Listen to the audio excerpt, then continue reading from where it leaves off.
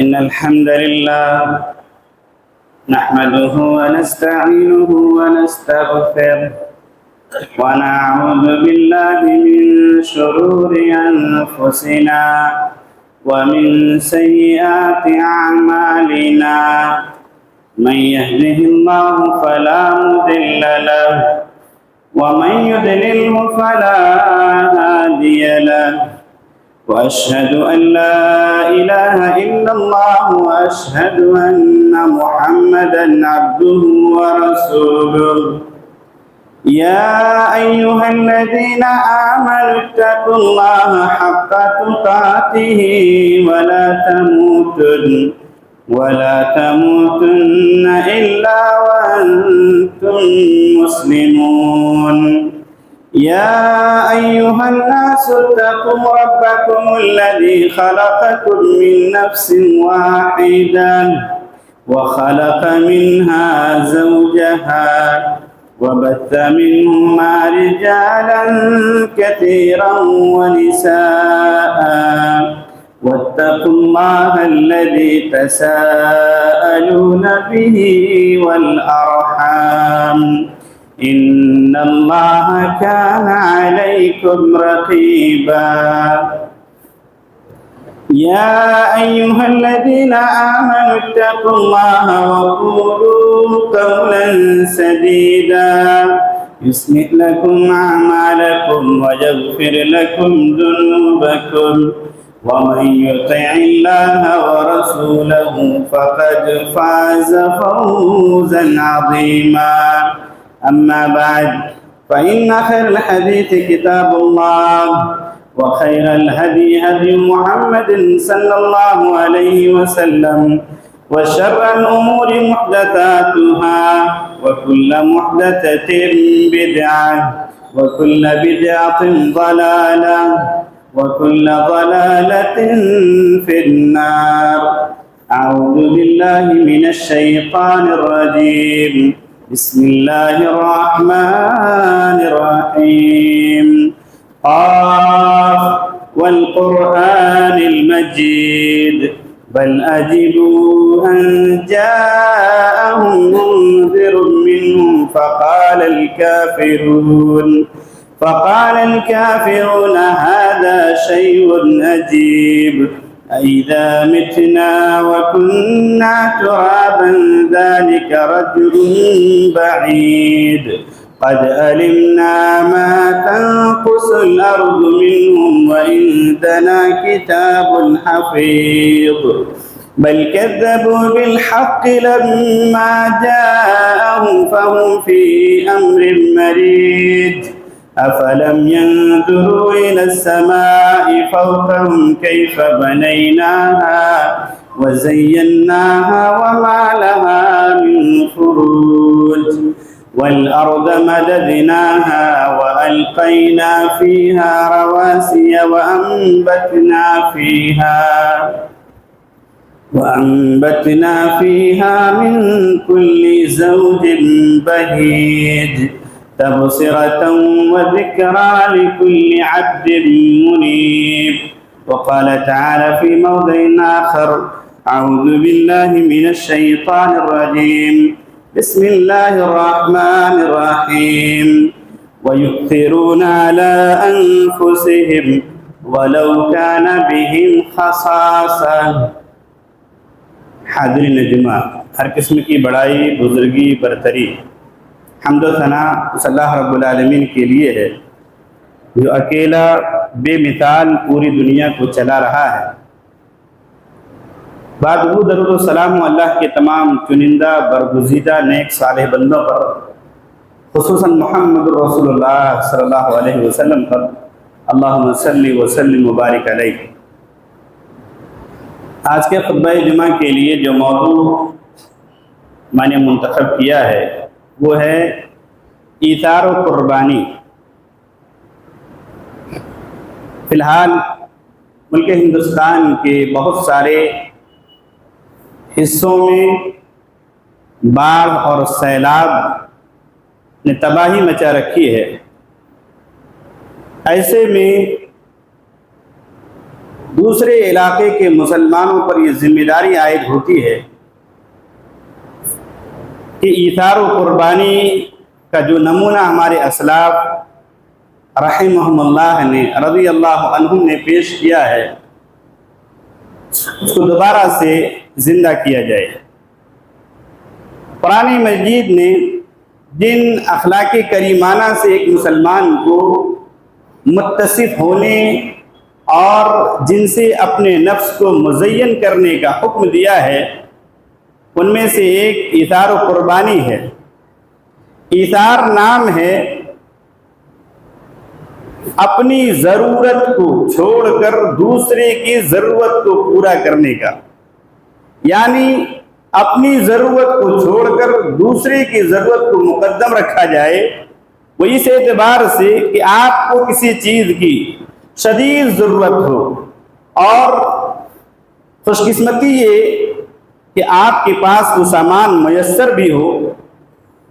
مگر اتنے میں آپ کو معلوم ہوتا ہے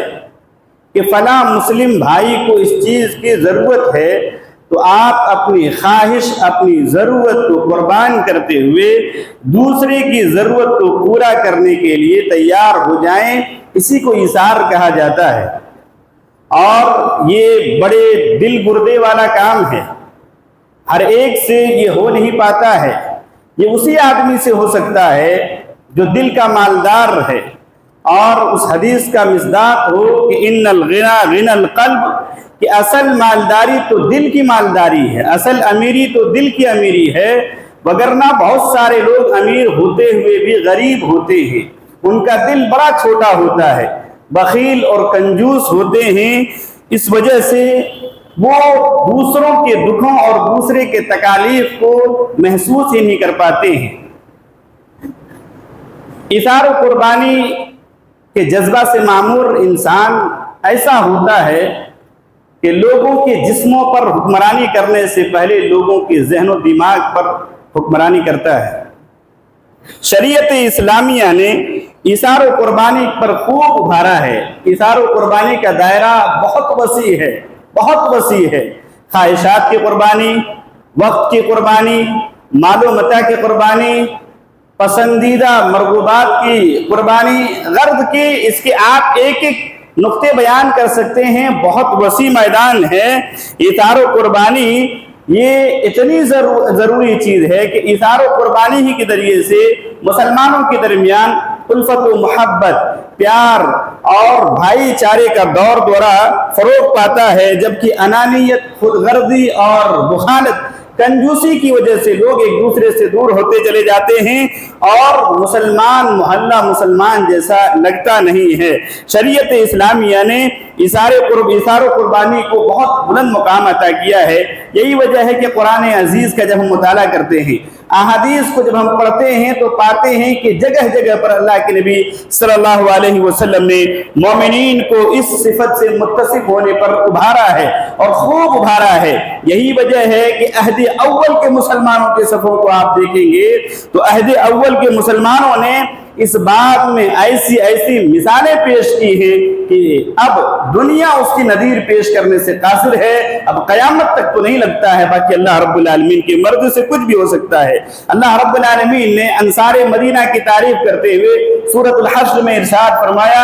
وَيُؤْثِرُونَ عَلَىٰ أَنفُسِهِمْ وَلَوْ كَانَ بِهِمْ خَصَاصَةٌ، کہ انصار مدینہ کو یہ جو مقام مل گیا ہے وہ یوں ہی نہیں ملا ہوا ہے۔ انصار مدینہ کو کسی چیز کی شدید ضرورت ہوا کرتی تھی، پھر بھی وہ اپنی خواہش کو مار کر دوسرے کی خواہش کو پورا کرنے کے پیچھے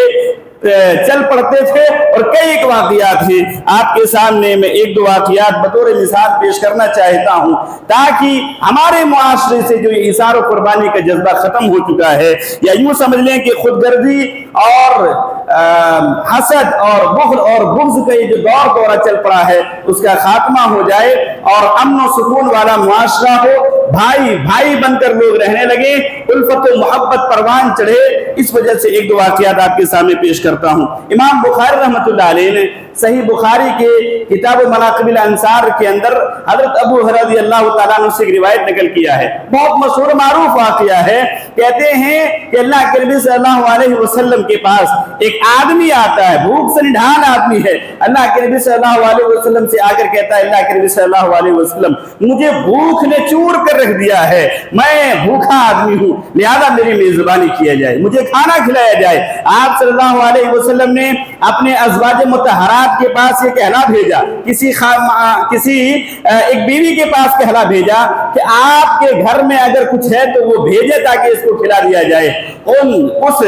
بیوی نے آپ صلی اللہ علیہ وسلم کی پہلی بیوی جس کے پاس بھیجا جاتا ہے، انہوں نے کہا اللہ کی قسم جس نے آپ کو حق کے ساتھ بھیجا ہے، گھر میں پانی پینے کے علاوہ کچھ بھی نہیں ہے۔ آپ صلی اللہ علیہ وسلم نے دوسری بیوی کے پاس بھیجا، دوسری کے پاس بھی یہی جواب آیا، حتیٰ کہ ساری بیویوں کے پاس یہ جواب آیا کہ نبی محترم صلی اللہ علیہ وسلم گھر میں سوائے پانی کے کچھ بھی کھانے کی چیز نہیں ہے۔ آپ صلی اللہ علیہ وسلم اب انصار مدینہ کے سامنے ندا لگاتے ہیں اور کہتے ہیں کون ہے جو آج کی رات میرے اس مہمان کی میزبانی کرے گا؟ ایک صحابی اٹھتے ہیں اور کہتے ہیں اللہ کے نبی صلی اللہ علیہ وسلم اس شرف کو میں پانا چاہتا ہوں، ابھی ان کو اپنے گھر کی کیفیت نہیں معلوم ہے۔ آپ اللہ کے نبی صلی اللہ علیہ وسلم کو زبان دے دیتے ہیں، گھر جاتے ہیں، بیوی سے کہتے ہیں گھر میں کچھ کھانے کو ہے کہ نہیں ہے؟ ہم نے جناب محمد رسول اللہ صلی اللہ علیہ وسلم سے وعدہ کیا ہے کہ ہم آپ کے مہمان کی میزبانی کریں گے۔ وہ کہتی ہیں گھر میں بچوں کے کھانے کے علاوہ کچھ بھی نہیں ہے۔ اور اب دیکھیے واقعہ، اس کے بعد اپنے معاشرہ کا جائزہ لیجئے کہ ہمارا ایمان کہاں ہے اور ان کا ایمان کہاں تھا۔ وہ کہتے دونوں میاں بیوی آپس میں مشورہ کر کے کہتے ہیں کہ بچوں کو کسی طریقے سے بہلا کر پھسلا کر سلا دیا جائے، اور جب مہمان آئے، کھانا چونکہ بچوں کی بقدر ہے، جب مہمان آئے ہم دونوں کو ایک ساتھ دسترخوان میں بٹھا دینا اور آئے کھانے کے وقت چراغ کو گل کر دینا، چراغ کو بجھا دینا، اور میں اپنے منہ سے ویسے ہی اشارہ کرتا رہوں گا،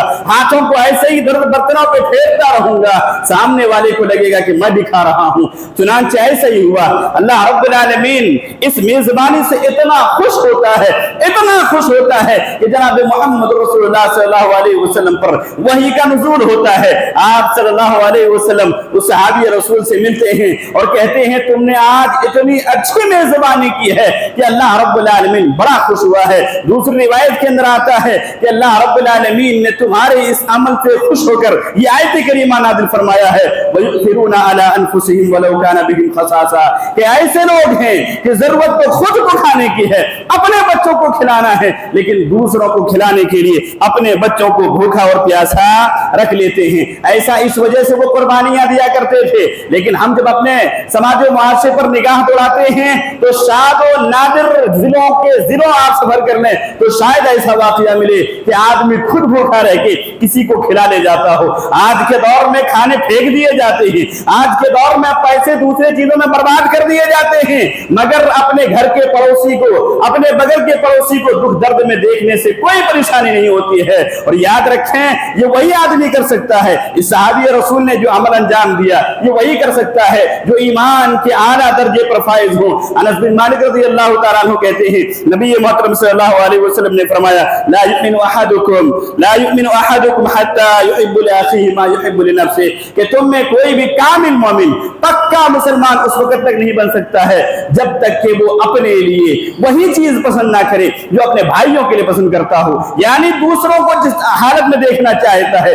اسی حالت میں اپنے کو بھی دیکھنا چاہتا ہے۔ کئی ایک واقعات ہیں، میں نے کہا 2 واقعہ سناؤں گا، ایک اور واقعہ اسی طریقے سے، اور یہ مشہور و معروف واقعہ ہے، مگر یاد دہانی کے طور پر اللہ کے نبی صلی اللہ علیہ وسلم ہجرت کرتے ہیں، صحابہ کرام رضی اللہ عنہم کی ساری تعداد تقریباً 70 کو چھوڑ کر ہجرت کر کے مدینہ پہنچ جاتے ہیں۔ اب مدینہ میں رہائش کا جو آپ صلی اللہ علیہ وسلم نے طریقہ اختیار کیا، لوگوں کے درمیان بھائی چارے کو قائم کیا، ایک دوسرے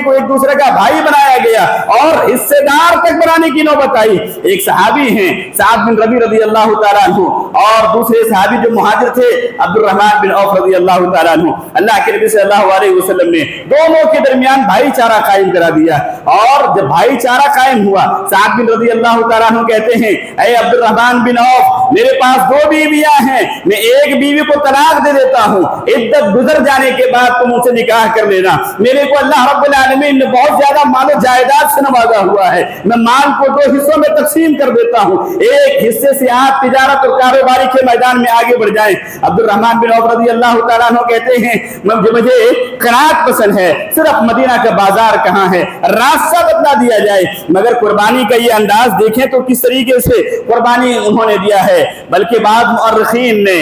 इसी तरीके से बाद सीरत निगारों ने एक वाक़या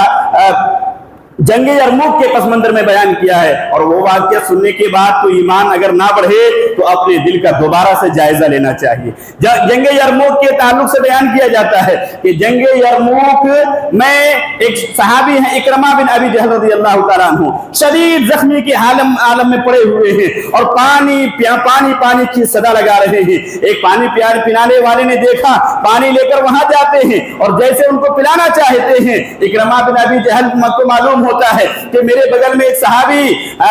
हारिस बिन हिशाम सोए हुए हैं और वो भी पानी की सदा लगा रहे हैं। इकरमा बिन अबी जहल कहते हैं, उनको पानी पिला दिया जाए, उनको पानी पिला दिया जाए, खुद को जरूरत है, प्यासे हैं। इकरमा बिन अबी जहल के कहने के बाद वो साथी, वो पिलाने वाला वहां तक पहुंचता है। उन्होंने अयाश बिन अबी रबिया को देखा है कि वो भी पानी की सदा लगा रहे हैं। हारिस बिन हिशाम कहते हैं कि उनको पानी पिला दिया जाए। वहां तक पिलाने को जाते हैं, तब तक उनकी रूह परवाज हो जाती है, अल्लाह रब्बुल आलमीन उनकी रूह को कब्ज कर लेता है। वो साथी ये सोचता है कि अब तो ये अल्लाह से के यहाँ जा चुके हैं, अब दूसरे के जाने पलट के आते हैं, दूसरे के पास जाते हैं, तब तक उनकी भी वफात हो जाती है। तीसरे के पास जाते हैं कि अब 2 तो शहीद हो चुके हैं, तीसरे के पास जाते हैं, तब तक इकरमा बिन अबी जहल की भी रूह परवाज कर जाती है। गौर करने वाली बात यह है कि कैसे वो थे कि पानी की जरूरत अपनी 1-2 लुकमा पीकर, 1-2 घूंट पीकर अपनी प्यास को बुझा सकते थे। मगर ये कि उन सारे सहाबा इकराम रज़ियल्लाहु अन्हुम ने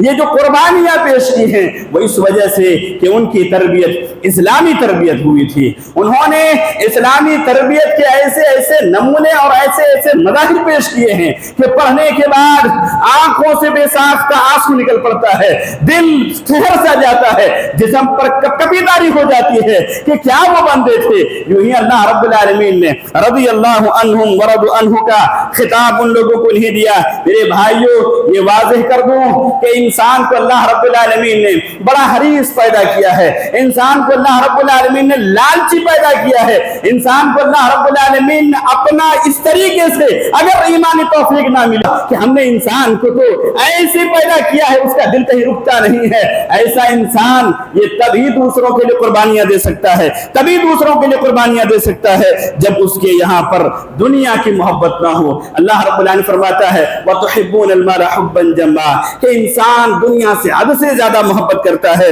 मगर इतना मोहब्बत करता है, हदीस रसूल के अंदर आता है, नबी मोहतरम सल्लल्लाहु अलैहि वसल्लम फरमाते हैं, लौ अन्ना इब्न आदम वादियन मिन ज़हबिन अहब्ब अन यकूना लहू वादियानी वलन यमला फाहु इल्ला तुराब, कि अल्लाह के नबी फरमाते हैं, इब्ने आदम के पास अगर सोने की एक वादी हो तो वो उसी पर सब्र नहीं कर पाता है, वो दूसरे की ख्वाहिश करने लगता है। कहते हैं उसकी ये ख्वाहिश कब्र की मिट्टी के अलावा कोई चीज नहीं भर सकती है, कब्र ही है जो उसकी ख्वाहिश को मार सकती है। इतना हरीस इंसान पैदा किया गया है। मगर सहाबा इकराम रज़ियल्लाहु अन्हुम की जमात को जब देखते हैं तो सहाबा इकराम रज़ियल्लाहु अन्हुम ने ऐसी कुर्बानियां दी है कि ये सोचने पर ज़हन और दिमाग बिल्कुल तैयार ही नहीं होता है कि वो आखिर कैसे थे, ईमान की किस लज्जत को उन्होंने पाया था, ईमान की किस मिठास को पाया था। मेरे भाइयों, आज अगर हम अपने दिलों से, अपने जहनों से दुनिया की लालची और ये खुदगर्जी, अनानियत और कंजूसी और बुखारत को दूर करना चाहते हैं तो कई तालीमात है, उसमें से अहम जो रोल अदा कर सकता है वो यही ईसार कुर्बानी है। अगर हमने ईसार कुर्बानी का जज्बा अपने अंदर पैदा कर लिया तो याद रखें हमारे दिल, हमारे ईमान में उसी तरीके से बढ़ोतरी होगी जिस तरीके से जनाब मोहम्मद रसूलुल्लाह सल्लल्लाहु अलैहि वसल्लम के सहाबा इकराम रज़ियल्लाहु अन्हुम थे। اللہ کے نبی صلی اللہ علیہ وسلم نے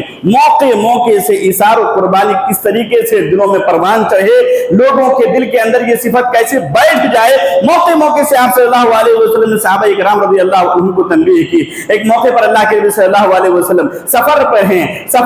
کچھ صحابی کے پاس سواری نہیں ہے۔ نبی محترم صلی اللہ علیہ وسلم کہتے ہیں من کان معه فضل ظہر فلیعد به علی من لا ظہر له، کہ جس کے پاس سواری ہے، ایک سے زائد سواری ہے، تو ایک سے زائد سواری کو ان لوگوں کے حوالے کر دے جن کے پاس سواری نہیں ہے۔ ومن کان له فضل من زاد، جس کے پاس زیادہ راہ ہے، یعنی سفر میں جانے کے لیے جو خرچے وغیرہ لے جاتے ہیں وہ زیادہ ہے، فلیعد به علی من لا زاد له، تو چاہیے کہ وہ اپنے اس بھائی کے حوالے کر دے جس کے پاس توشے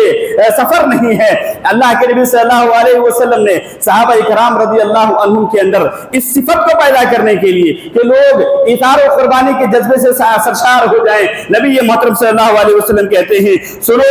ایک موقع پر آپ نے فرمایا طعام الاثنین کافی الثلاثہ، اے لوگوں ایثار و قربانی کے یہ جذبہ اس طریقے سے پیدا ہوگا کہ دو کے کھانے کو تین آدمی کو کھلانے کی کوشش کرو، اور وطعام ثلاثہ کافی الاربعہ، اور تین کا کھانا ایثار و قربانی کے جذبے سے اگر تم معمور ہو جاؤ گے تو چار کے لیے کافی ہو جائے گا۔ لہذا اپنے دلوں کے اندر یہ تصور پیدا کرو کہ ہم اس طریقے سے کریں گے، اور خود عملی طور پر کہنا ہے، عملی طور پر کرنا ہے۔ کہنا تو بڑی بات ہے، کہنے کو تو لوگ ایسے آتے ہیں، لگتا ہے بس کہ آج ہی اس کا دل صاف ہوا ہے، لیکن جب عملی میدان میں آتے ہیں تو کوئی اس طریقے سے کر نہیں پاتا ہے۔ لیکن جناب محمد رسول اللہ صلی اللہ علیہ وسلم کو اللہ رب العالمین نے لقد کان لکم فی رسول اللہ اسوۃ حسنہ جو کہا ہے، کسی بات میں آپ نے کوئی کمی نہیں چھوڑی۔ چنانچہ ایک روایت، اللہ کے نبی صلی اللہ علیہ وسلم کو